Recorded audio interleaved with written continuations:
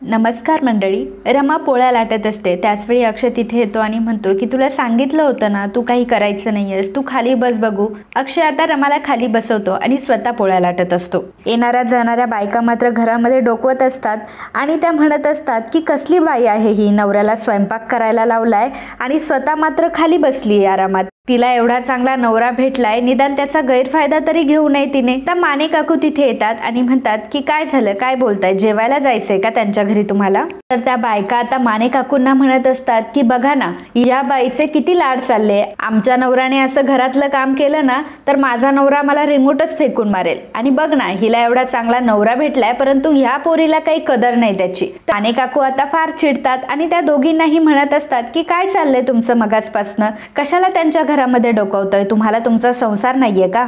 चालत्या व्हा बरं इथून. आता त्या दोघी बायकांना आता सविता काकू काढून देतात तिथून आणि रमा हे सगळं ऐकत असते. तर इकडे पंकज हा मुकादमांच्या घरी आलेला असतो आणि तो म्हणत असतो की रमा आणि अक्षय कुठे जातील, त्यांच्याकडे तर पैसेही नाहीयेत. सीमा म्हणते की हो भाऊजी, परंतु मला वेगळीच भीती वाटते. जर शशिकांत इथे आले आणि त्यांनी जर पंकज भाऊजींना इथं बघितलं तर खूप मोठा प्रॉब्लेम होऊ शकतो. आनंद सुद्धा म्हणत असतो की हो पंकज काका, आता तुम्ही इथून जा, नाहीतर बाबा इथे आले ना तर खूप आरडाओरडा होईल. आपण उद्या अक्षय आणि मला शोधायला जाऊयात. ते दोघंही तिथून जायला निघतात. तितक्यातच शशिकांतची गाडी तिथे येते. आनंद पटकन पंकज काकांना देवघरामध्ये लपवतो. शशिकांत आता घरामध्ये आलेला असतो तेव्हा सीमा आणि आनंद दोघंही एकमेकांशी बोलण्याचं नाटक करू लागतात.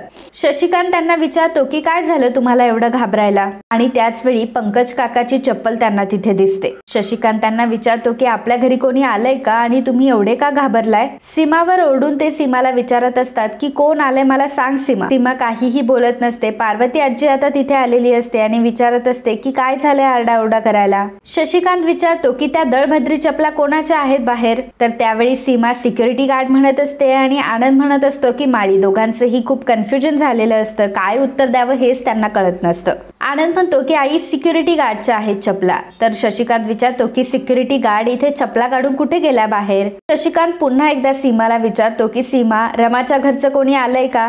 आणि तो पुन्हा एकदा घरामध्ये इकडं तिकडं शोधू लागतो. सीमा मात्र घाबरतच उत्तर देते की नाही, इथे रमाच्या घरचं कोणीच आलेलं नाहीये. इकडे अक्षय मस्त छान अशा चपात्या बनवत असतो. रमा तिथे येते आणि म्हणते की तुम्ही राहू द्या बरं, मी करते. अक्षय म्हणत असतो की अगं करतो मी. रमा म्हणते की ऐका ना प्लीज, तुमचं हे काम नाहीये, तुम्ही कशाला हे करता बरं? अक्षय म्हणतो की लहानपणापासून मला स्वयंपाक करायला आवडतो. रमा म्हणते की अहो तुम्ही का बरं असं करता, आणि त्या बायका मला काय काय म्हणून गेला, तुम्ही आणा बरं इकडे माझ्याकडे. रमा आता पटकन तिच्याकडे स्वयंपाक हातात घेते. अक्षय लगेचच बाहेर येतो आणि त्या बायका तिथेच उभ्या असतात. अक्षय त्या दोघींना म्हणतो की अच्छा तुम्हीच आहात का ज्यांच्याबद्दल रमा आता माझ्याशी बोलत होती? आणि माने काकूंना ते विचारत असतात की काय हो माने काकू, ह्या बायका आमच्या घरामध्ये डोकावून बघत होत्या का? माने काकू म्हणत असतात की हो, त्या मगाशी डोकवत होत्या परंतु मी त्यांना समजून सांगितलंय आता. अक्षय त्या दोघींना म्हणत असतो की सकाळी मी पाणी भरत होतो तेव्हाही तुम्हाला प्रॉब्लेम होता आणि आताही तुम्हाला प्रॉब्लेम होतोय, नक्की तुमचा प्रॉब्लेम काय आहे? तेव्हा त्यातली एक बाई म्हणत असते की अहो आम्ही तर फक्त एवढंच म्हटलं की रमा खूप लकी आहे. माने काकू त्या दोघींना म्हणतात की काय ग, तुमचा नवरा काय तुमच्यासाठी करतो एवढं? तर एक बाई म्हणते की तो मला भाजी नेसून देतो. दुसरी म्हणते की तो नॉनव्हेज बनवतो. तर अक्षय म्हणतो की अच्छा, मग अजून त्यांना कामाला लावा. आणि मी माझ्या बायकोची एवढी मदत करतो कारण माझं माझ्या बायकोवर खूप प्रेम आहे आणि संसार आमच्या दोघांचा आहे. मग आम्ही दोघांनी या गोष्टीसाठी कष्ट घ्यायला नको का? ती बिचारी रोज एवढं दमते, मग मी तिची मदत करायला नको का? जसं मला पाणी लागतं तशी मला भूकही लागते आणि मग अन्न बनवण्यासाठी मी तिची मदत करायला नको का? त्यामुळे तुम्ही सुद्धा आता इथून जा आणि तुम्ही तुमच्या नवऱ्यांना तुमची मदत करायला सांगा. आणि तुम्ही दोघं मिळून काम करताय हे तुमचे मुलं देखील बघतील आणि पुढे जाऊन तेही सुधारतील.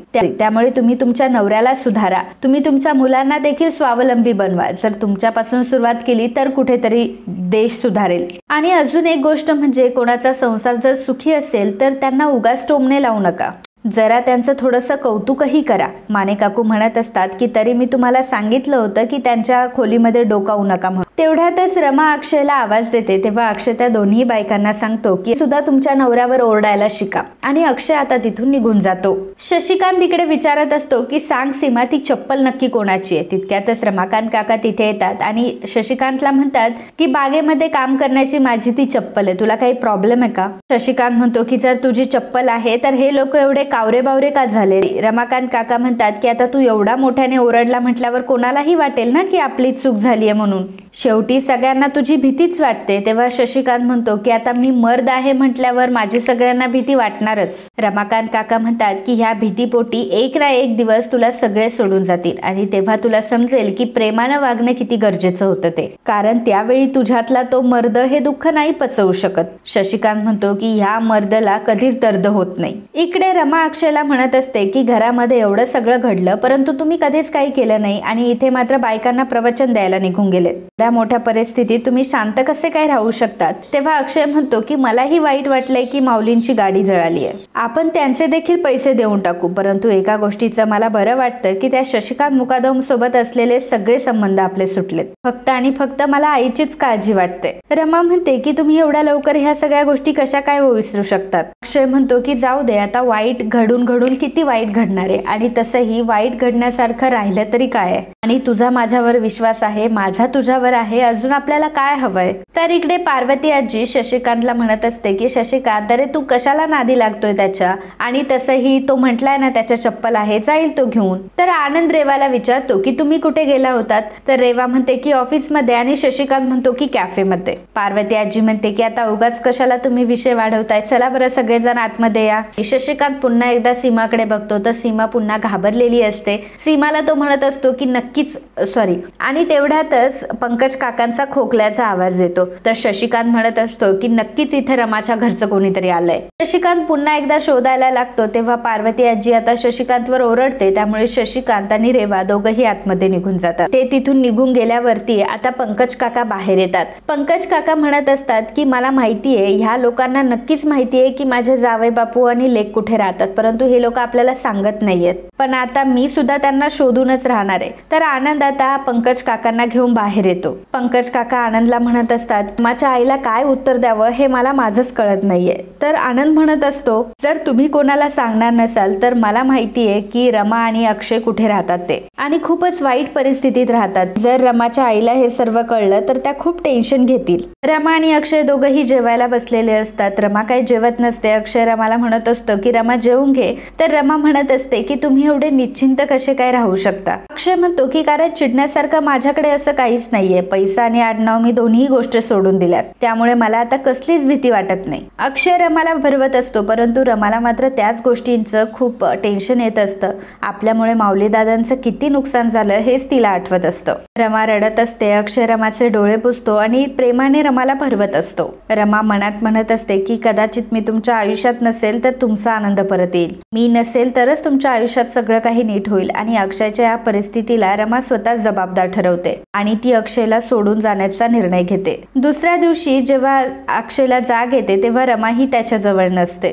रमा नक्की कुठे गेली असेल हे बघण्यासाठी आता अक्षय चाळीच्या बाहेर येतो आणि रमाला शोधायला लागतो. रमा त्यावेळी रस्त्याने जात असते. त्यावेळी तिला सगळे क्षण आठवत असतात की मुकादमांच्या घरचे तिच्यासोबत कसे वागले आणि अक्षयने तिच्यासोबत घर सोडल्याचे, मंगळसूत्र घातल्याचे सगळे क्षण तिला आठवत असतात. आणि मित्रांनो, आजचा हा भाग इथेच संपतो. पुढील भागात आपल्याला बघायला मिळणार आहे जान्हवी आरतीला म्हणत असते की रेवाने नक्कीच तुझे रिपोर्ट्स घेतलेले असणार आणि ज्या ठिकाणी तुझं नाव आहे त्या ठिकाणी तिने तिचं नाव लावलेलं असणार. आरतीच्या सुद्धा ही गोष्ट लक्षात येते की रेवाचं काही बाळ वगैरे नव्हतं आणि तिने सगळ्यांना फसवलंय. इकडे पंकज काका, आनंद दादा भूषण सोबत घरी येतात आणि त्या दोघांना तिथे बघून रमाला मात्र खूप आनंद झालेला असतो. त्यावेळी अक्षय रमाला प्रश्न विचारतो की रमा, मला एका गोष्टीचं उत्तर दे की तुझं मंगळसूत्र कुठे? तर रमा मात्र आता खूप टेन्शन मध्ये आलेली असते. तर इकडे रेवा रडत असते आणि ती शशिकांतला म्हणत असते की आत्ताच्या आत्ता तुम्ही अक्षयला घरी घेऊन या. शशिकांत रेवाला म्हणतो की जास्त नाटकं करू नको, नाहीतर मीही तुला घराबाहेर काढेल. हे ऐकून रेवाला आता मोठा धक्का बसतो. तर मित्रांनो, असेच मालिकांचे डेली अपडेट बघण्यासाठी आत्ताच आपल्या चॅनलला सबस्क्राईब करा आणि हा जर भाग तुम्हाला आवडला असेल तर व्हिडिओला लाईक आणि कमेंट करायला अजिबात विसरू नका. धन्यवाद.